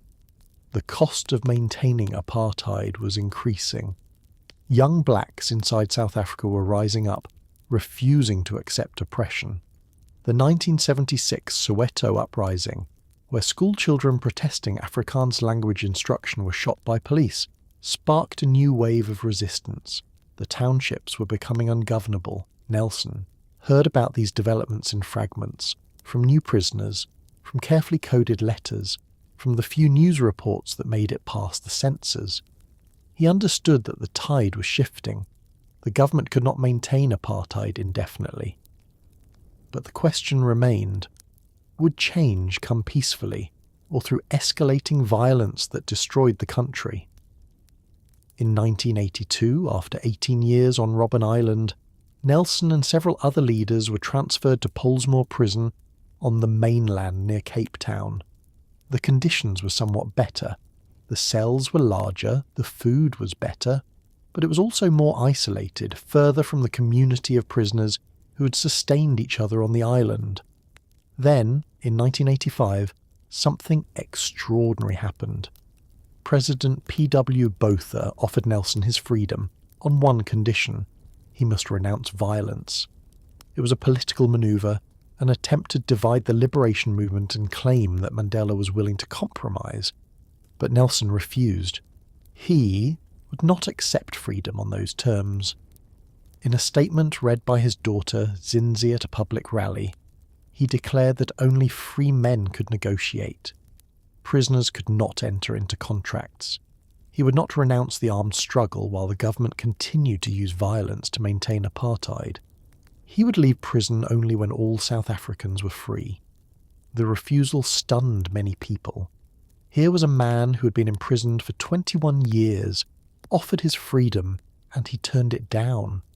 It was an act of almost incomprehensible moral courage and political shrewdness. It showed the government that he could not be bought or manipulated. It showed his people that he would not compromise on fundamental principles, and it elevated him even higher as a symbol of resistance. But privately, Nelson was beginning to engage with the government. Starting in 1986, he initiated secret talks with officials, meeting with the Minister of Justice and eventually with President Botha himself. These meetings were conducted without the full knowledge or approval of the ANC in exile. Nelson was taking enormous risks. If the talks failed, he could be accused of betraying the movement. If they succeeded, he might be able to broker a peaceful transition. The talks progressed slowly, carefully. Both sides were testing each other, trying to understand if negotiation was even possible. Could the government be trusted? Would they truly give up white minority rule? Could the ANC be trusted? Would they protect white interests? Would there be revenge? In 1989, F.W. de Klerk became president. De Klerk was different from his predecessors. He understood that apartheid was unsustainable, that the international isolation and internal resistance were destroying South Africa. He was willing to consider fundamental change, but he needed a partner to negotiate with, someone who could deliver the liberation movement, someone with credibility and authority.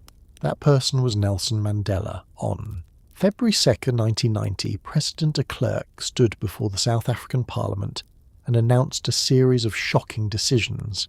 He was unbanning the ANC, the PAS, the Communist Party, and other liberation organisations. He was lifting the state of emergency. He was releasing political prisoners, and he announced Nelson Mandela would be released unconditionally. The world held its breath.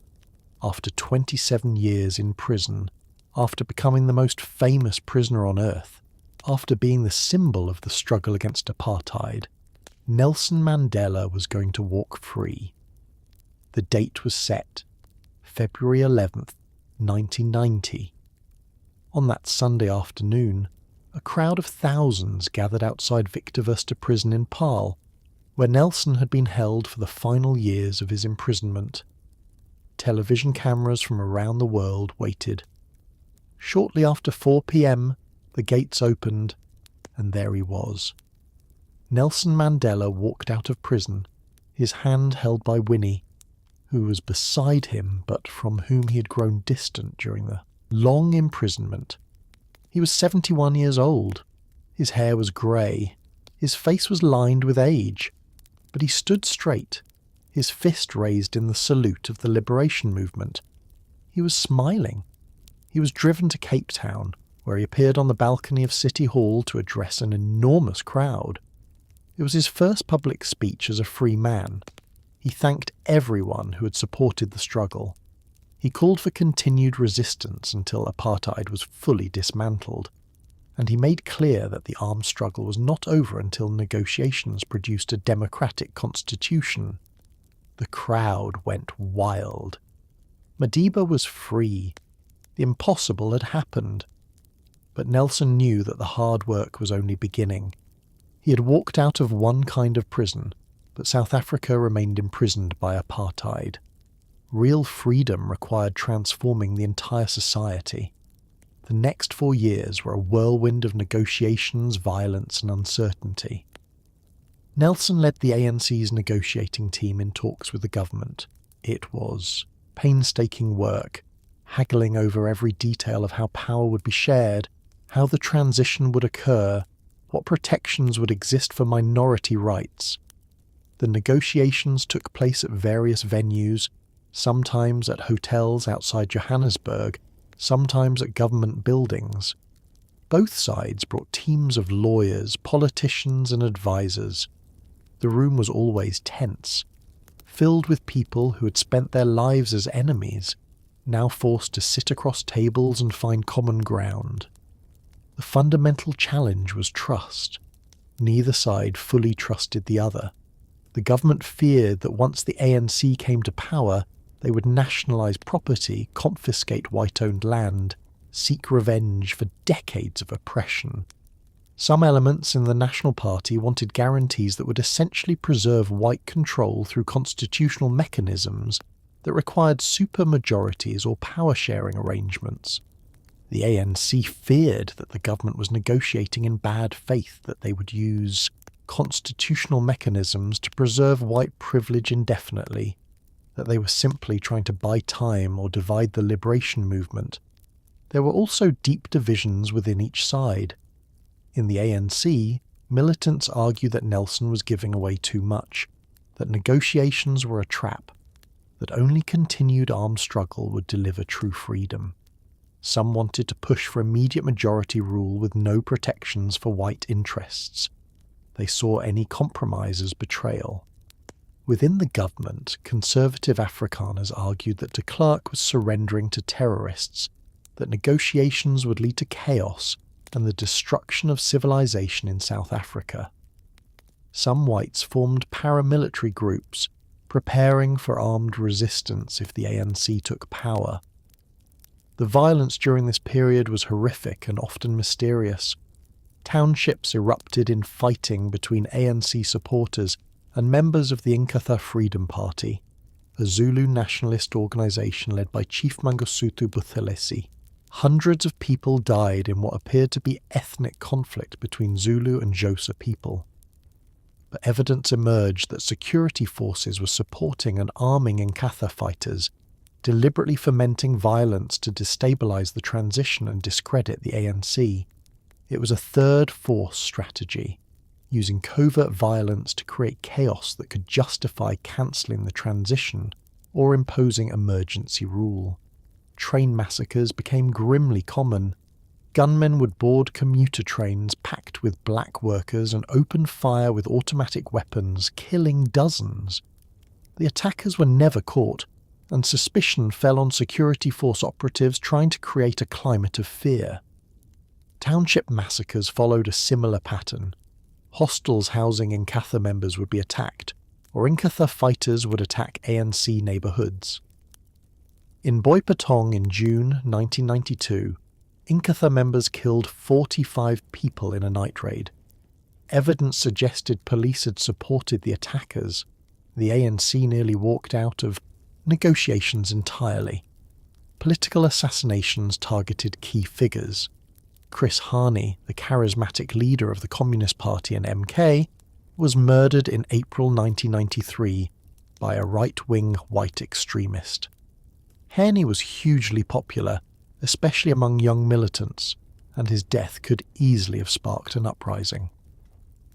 Nelson appeared on national television to appeal for calm, speaking directly to the angry youth who wanted revenge. His message was clear: do not let Hani's assassins win by destroying the transition. Channel your anger into building the new South Africa Chris died for. It was one of the most important speeches of the transition, preventing potential catastrophe. But somehow, Nelson and de Klerk managed to hold it together. They formed an unlikely partnership, two men from opposite sides of history's divide, working together to dismantle apartheid without destroying South Africa. They clashed often. De Klerk complained that Nelson was not controlling the ANC's more militant factions, that violence from liberation forces was undermining negotiations. Nelson accused de Klerk of allowing, or even orchestrating, the third force violence, of not reining in his security forces. Each accused the other of bad faith. The tension was palpable in their joint appearances, the barely concealed anger beneath diplomatic language. Yet they kept talking, they kept negotiating, they kept moving forward. Both understood that the alternative was a race war that would destroy everyone. Both understood that history was watching, that they would be judged by whether they could make this impossible transition work. The breakthrough came in a series of exhausting negotiating sessions where they hammered out a new constitution. It would guarantee equality for all citizens regardless of race. It would enshrine universal suffrage, one person, one vote, after centuries of white minority rule. It would include a Bill of Rights guaranteeing freedom of speech, assembly, religion, protection against discrimination, and even social and economic rights like access to housing, healthcare, and education. These rights were more extensive than in many Western constitutions, reflecting the ANC's commitment to addressing not just political, but also economic injustice. But the constitution also included protections designed to reassure white South Africans. Property rights would be protected, with any land reform requiring fair compensation. The civil service would not be purged, allowing many apartheid-era bureaucrats to keep their positions. Pensions for government employees and military personnel would be honoured. The constitution included sunset clauses guaranteeing power sharing for an initial period. It was a compromise that neither side loved but both could accept.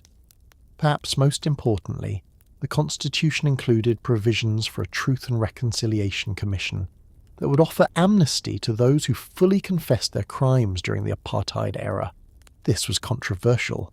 Many victims and their families wanted justice, wanted to see those who had tortured and killed held accountable. But Nelson and the negotiators understood that pursuing prosecutions would likely mean the security forces would resist the transition violently. Amnesty for truth was the price of peace.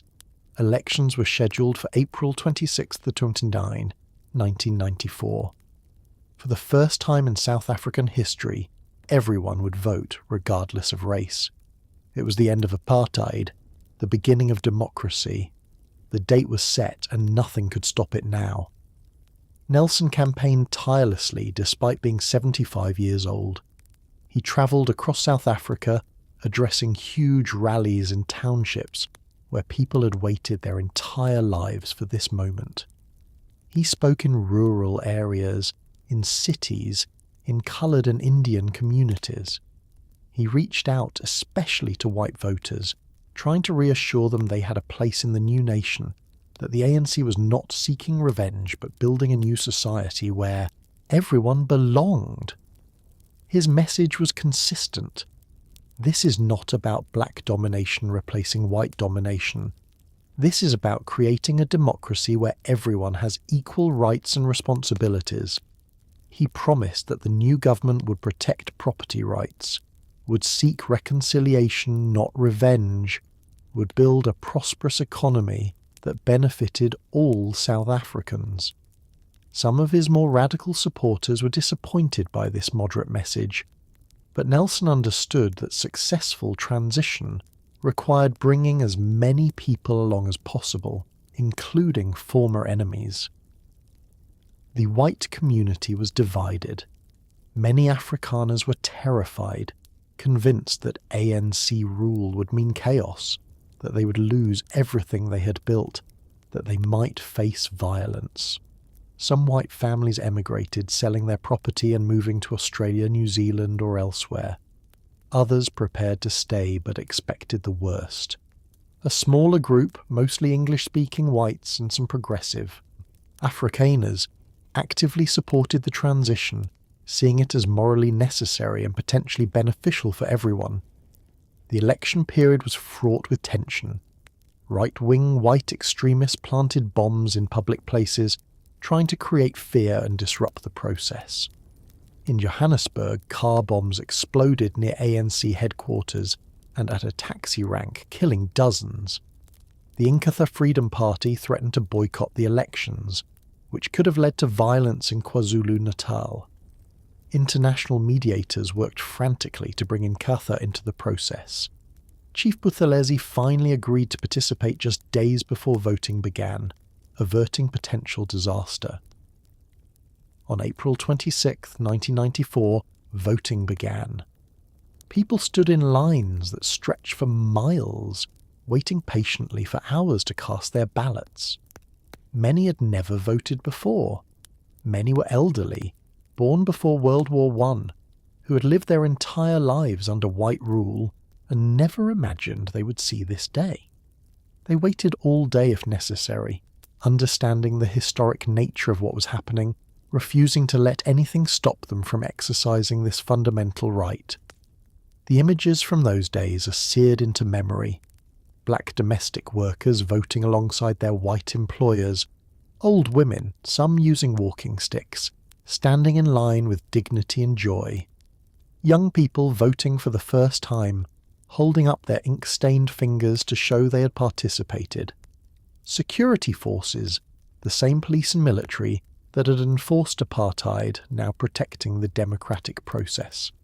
It was a moment of national transformation, visible and real, as millions of people who had been told they did not matter proved that they did. Nelson himself voted at a school in Inanda, a township outside Durban.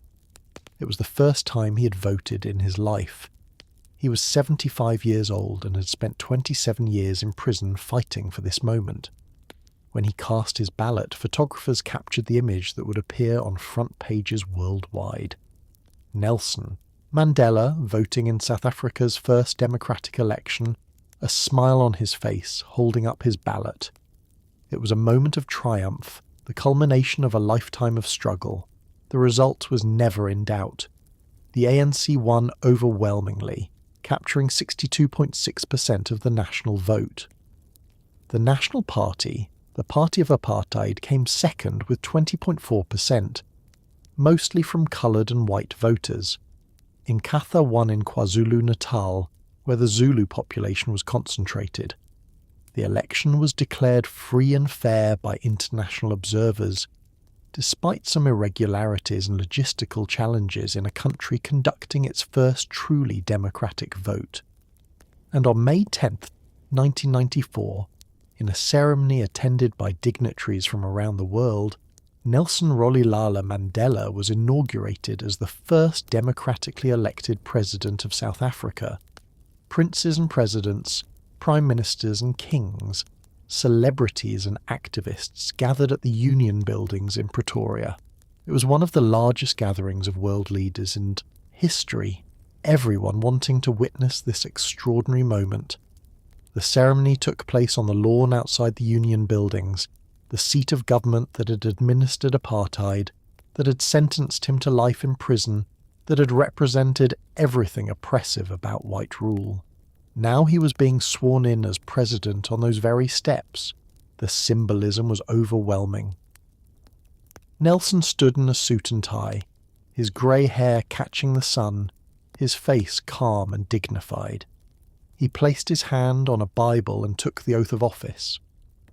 I, Nelson Rolihlahla Mandela, do hereby swear to be faithful to the Republic of South Africa, and do solemnly and sincerely promise to promote all that will advance and to oppose all that will harm the Republic.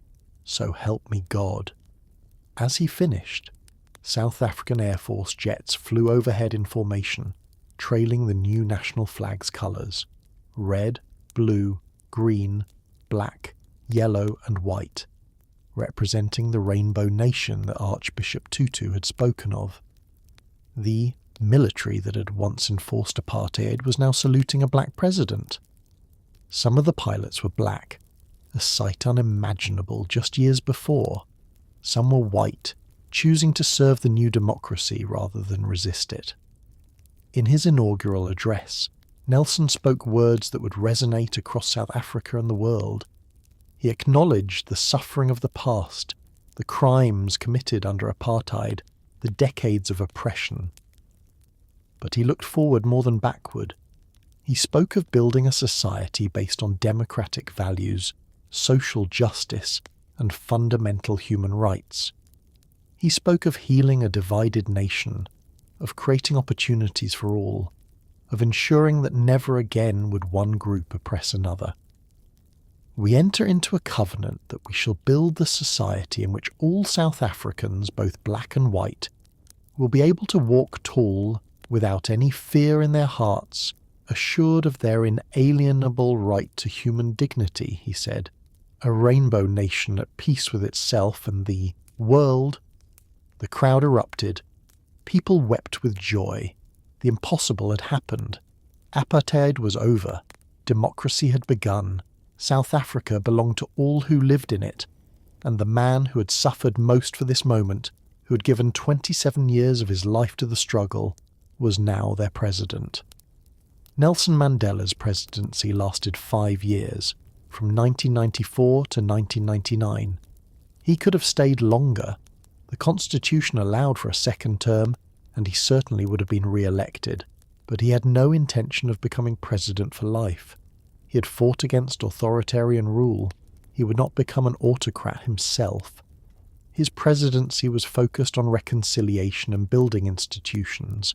He appointed a government of national unity that included members of the National Party, the party that had implemented apartheid. He appointed white generals to command the new integrated defence force. He invited Percy Yutar, the prosecutor from the Rivonia trial who had tried to have him hanged to lunch. These gestures were politically controversial but symbolically powerful. His most ambitious initiative was the Truth and Reconciliation Commission, chaired by Archbishop Desmond Tutu. The commission invited victims of apartheid-era violence to testify about their suffering. It invited perpetrators to confess their crimes and apply for amnesty. It was an imperfect process, and many felt it let murderers off too easily. But it also created a national reckoning with the past, an acknowledgement of what had been done that was unprecedented. Nelson's personal life during this period was complicated. His marriage to Winnie had finally collapsed. She had become increasingly controversial during his imprisonment, accused of violence and criminal activity. They divorced in 1996, a painful end to a relationship that had once symbolized the struggle. But in 1998, on his 80th birthday, Nelson married Graça Machel, the widow of Mozambique's former president. She brought him happiness and companionship in his final years. In 1999, at the end of his term, Nelson stepped down. He did not seek re-election. He passed the presidency to Thabo Mbeki, his deputy, in a peaceful transfer of power. It was another powerful example. Leaders could give up power voluntarily. Democracy required restraint. In retirement, Nelson focused on his foundation, working on education, health, especially HIV/AIDS awareness, and rural development. He used his global stature to raise funds and attention for causes across Africa.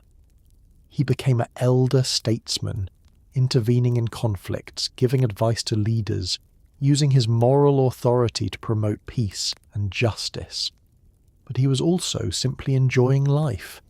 He spent time at his home in Kunu, the village where he'd grown up, which had changed beyond recognition but was still home. He walked the hills he had walked as a boy. He visited with neighbours. He watched his grandchildren grow. After decades of struggle and imprisonment and political responsibility, he was allowing himself to rest. His health slowly declined through his 80s. The lung damage from the years in the lime quarry caught up with him.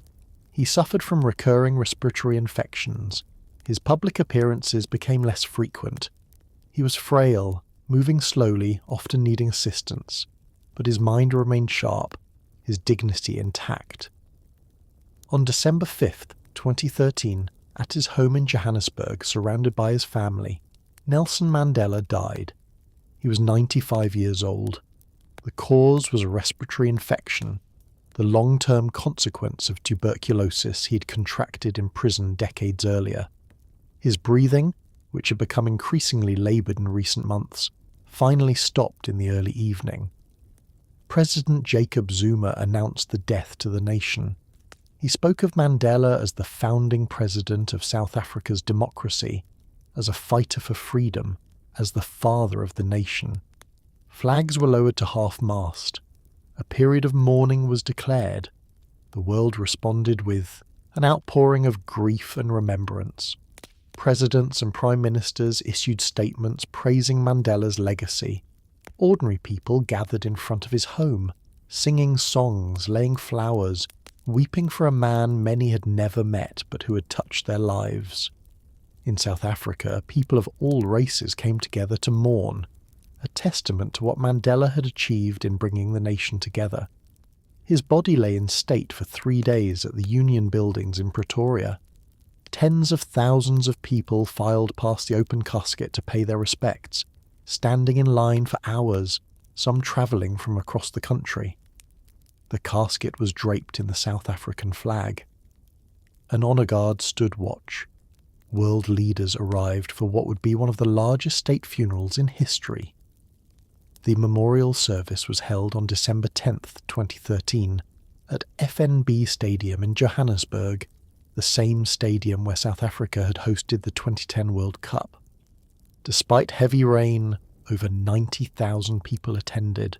More than 90 heads of state and government leaders were present, including Barack Obama, Bill Clinton, George W. Bush, Jimmy Carter, the Prince of Wales, and countless others.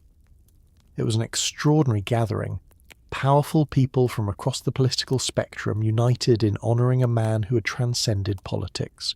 Speaker after speaker praised Mandela's courage, his wisdom, his capacity for forgiveness. Obama spoke of Mandela's example, how he had shown that moral leadership and political pragmatism could coexist. Archbishop Tutu led prayers. There was singing and dancing, even in the rain, a celebration of a remarkable life. On December 15th, Mandela's body was taken to Cunhu for burial. It was a more private ceremony, attended by family, close friends and dignitaries.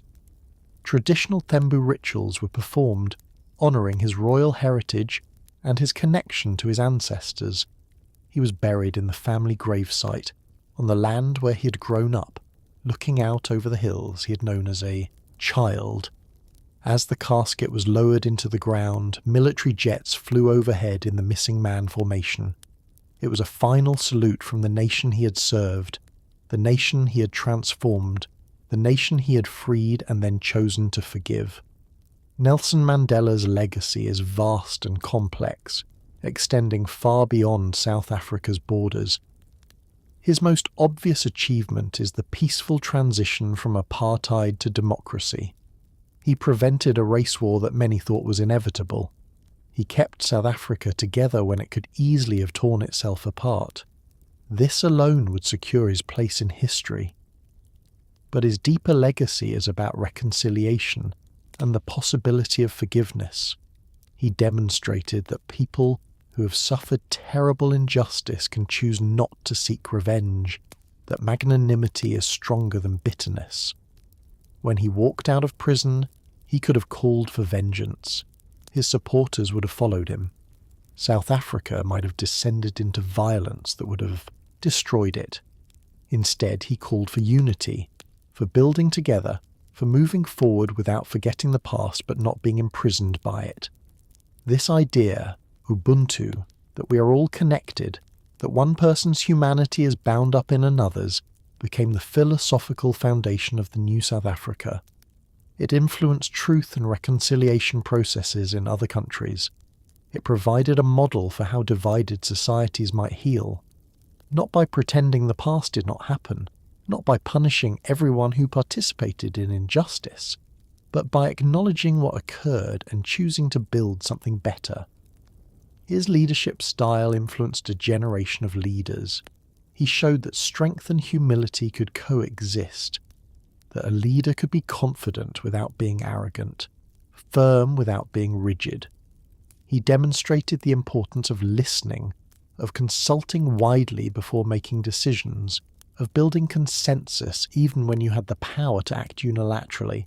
These were lessons from his upbringing at the Great Place, watching Chief Jong Ntaba lead through dialogue, and they shaped how he governed. His personal life was more complicated and less successful than his political achievements. His marriages suffered from his commitment to the struggle. His children grew up largely without him. When he emerged from prison, he had to rebuild relationships with family members who barely knew him. Some never fully forgave him for choosing the cause over them. This is the price many leaders pay, but it is still a price. His legacy in South Africa itself is mixed. The country achieved democracy and reconciliation, tremendous accomplishments. But it still struggles with massive inequality, unemployment, crime, and corruption. The dream of a prosperous, equal society has not been fully realised. Some argue that Mandela and the ANC gave away too much in negotiations, that economic transformation should have been more radical. Others argue that his emphasis on reconciliation has allowed those who benefited from apartheid to maintain their economic privileges. These criticisms have some merit. South Africa's transformation is incomplete. But the alternative, the violent revolution that was entirely possible in 1990, would likely have left the country destroyed. Mandela chose a path that preserved the nation even if it did not immediately create the just society he envisioned. Whether that was the right choice will be debated for generations. In the broader world, Mandela became a symbol of moral authority. His image has been used to sell everything from banks to smartphones, which he probably would have found ironic. He's been sanitized in some ways, turned into an uncomplicated saint when he was actually a complex political leader who made hard choices. But the symbol has power too. When people invoke Mandela's name, they are appealing to ideals of justice, forgiveness, and human dignity that resonate across cultures. His influence extended to countless individuals who never met him. People who faced oppression or injustice drew strength from his example. Prisoners who spent decades behind bars found hope in knowing that Mandela had survived 27 years and emerged stronger. Leaders struggling to make peace drew lessons from his ability to negotiate with enemies. He showed what was possible when someone refuses to hate, when someone insists on seeing the humanity even in their oppressor. In practical terms, his legacy includes the Constitution of South Africa, one of the most progressive in the world. It guarantees equality regardless of race, gender, sexual orientation, or any other status. It protects freedom of speech, assembly, and the press. It enshrines social and economic rights. That constitution is Mandela's gift to South Africa and a model for other nations. His legacy also includes the countless schools, hospitals, and community centres built by his foundation and others inspired by his work. It includes the scholarships that have allowed thousands of young Africans to receive education. It includes the HIV/AIDS awareness campaigns that saved lives. These tangible improvements in people's lives are as important as the symbolic achievements. What endures most powerfully is the story itself. The story of the village boy who became a king, the prisoner who became president, the freedom fighter who became a peacemaker. It is a story that gives people hope that change is possible, that ordinary people can do extraordinary things, that suffering can be redeemed, that nations can be reborn. His grave in Kunu has become a pilgrimage site. People from across the world travel to this remote village to pay their respects, to stand at the place where he began and ended, to connect themselves to his story. The village has changed dramatically since his childhood.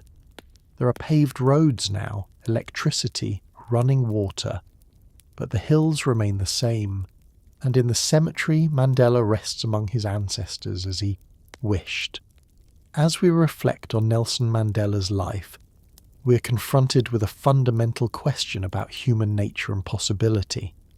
Here was someone who had every reason to be consumed by bitterness, who suffered decades of injustice, whose most productive years were taken from him, who lost so much to the cause of freedom. Yet he emerged without hatred, capable of forgiveness, committed to building rather than destroying. How did he do it? Part of the answer lies in his upbringing, in the values of Ubuntu and collective leadership he learned in Kunu and at the Great Place. Part lies in his political pragmatism, his recognition that revenge would destroy the country he was trying to save. Part lies in his spiritual depth, his ability to find meaning in suffering. But part of it remains mysterious, as the inner life of any person must be. We can trace his path, document his actions, analyse his decisions, but we cannot fully know what allowed him to maintain his humanity through 27 years of imprisonment, what reserves of strength he drew upon in those small concrete cells, what enabled him to emerge ready to lead and to forgive. Perhaps this is as it should be. Mandela's life is not just a historical event to be explained, but an example to be followed. Each person who faces injustice or suffering must find their own path through it, their own way of maintaining dignity and humanity. Mandela showed one way, a way that emphasized patience and strategic thinking, that combined militancy with pragmatism, that never lost sight of the goal even when the goal seemed impossibly distant. He was not perfect. He was sometimes imperious, sometimes neglectful of those closest to him, sometimes too willing to compromise. But he was always striving towards something larger than himself, always trying to bend history toward justice, always believing that a better world was possible. In the end, what Mandela showed us is that reconciliation is not weakness but strength, that forgiveness is not forgetting but transcending, that leadership is not about power but about service. These are simple truths, yet incredibly difficult to live by.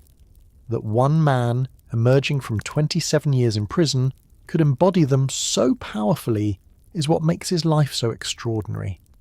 As the sun sets over the hills of Kunu, as it has set every evening since long before Mandela's birth, and will continue to set long after his death, we are left with the legacy of a life that changed the world, not through force or wealth or genius alone, but through an unwavering commitment to human dignity, through the courage to suffer without becoming bitter, through the wisdom to lead without becoming a tyrant. Nelson Rolihlahla Mandela, Madiba, prisoner number 46664, president, father, grandfather, troublemaker and peacemaker, showed us what it means to be fully human. His story reminds us that one life, lived with purpose and courage, can inspire millions. That darkness, no matter how deep, cannot extinguish the light of the human spirit. That freedom, when finally won, is sweetest when it is shared by all. Thank you for joining me on this journey through the life of one of history's most remarkable figures. Nelson Mandela's story is one of the great epics of our time, a testament to the power of persistence, forgiveness, and hope. If you found this biography meaningful, please take a moment to like the video and subscribe to the channel. It helps me continue creating these stories. I would love to hear your thoughts in the comments below, especially if you have memories of Mandela's release or South Africa's transition to democracy. Until our next journey into the past, I wish you a calm and peaceful night. May the example of Nelson Mandela inspire you to face whatever struggles you encounter with courage and grace. Good night.